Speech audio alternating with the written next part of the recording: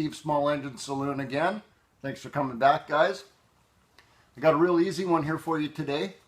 I'm going to show you a little trick how to start your 4-stroke engine if you don't even have a starter on it.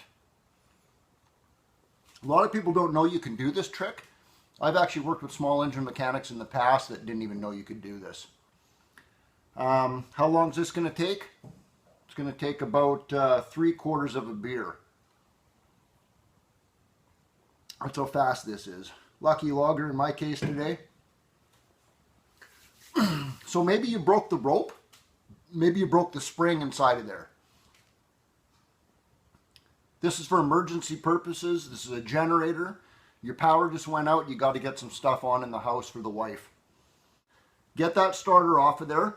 10mm socket probably. Maybe an 8mm socket. 3 or 4 bolts.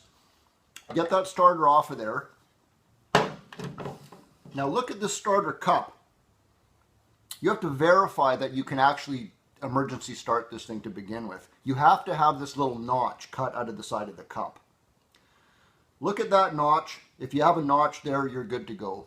If you don't see a notch cut out of the side of that starter cup, you're one of the very few people out there that have an engine that doesn't have an emergency notch in there. In that case, there's nothing you can do. You can't emergency start this engine. Verify you have that notch. You got the notch.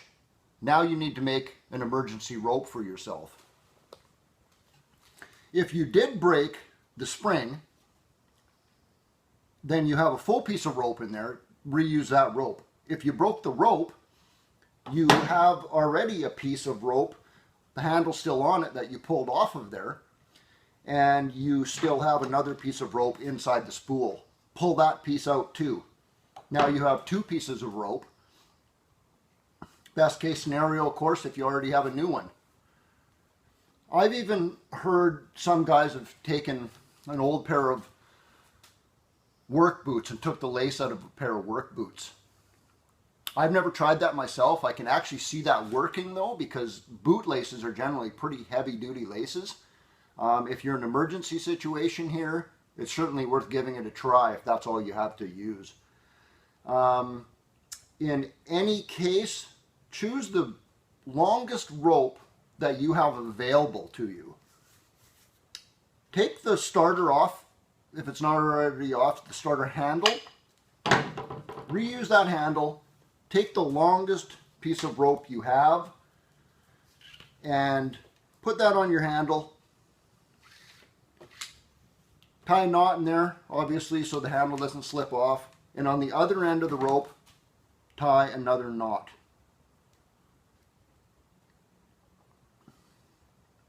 Now, you take that knot, you put it through that notch so it locks in there, and then you start winding that rope around the cup clockwise.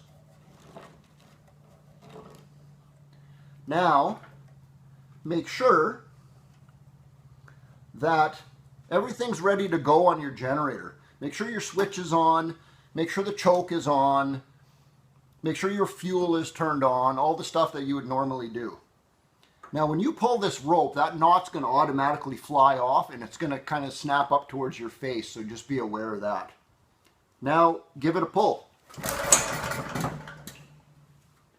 Now that may have just been enough to start your engine. Now just be aware that that starter on there also provides protection from somebody getting their fingers in here, because that flywheel's spinning around at 3,400 RPM. Make sure that you're cautious about that. You can use this in an emergency situation.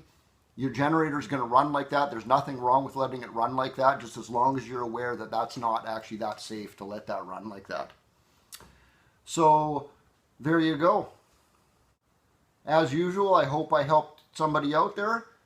Great way to keep your wife happy. Get that power back on in the house. Till next time, Steve out.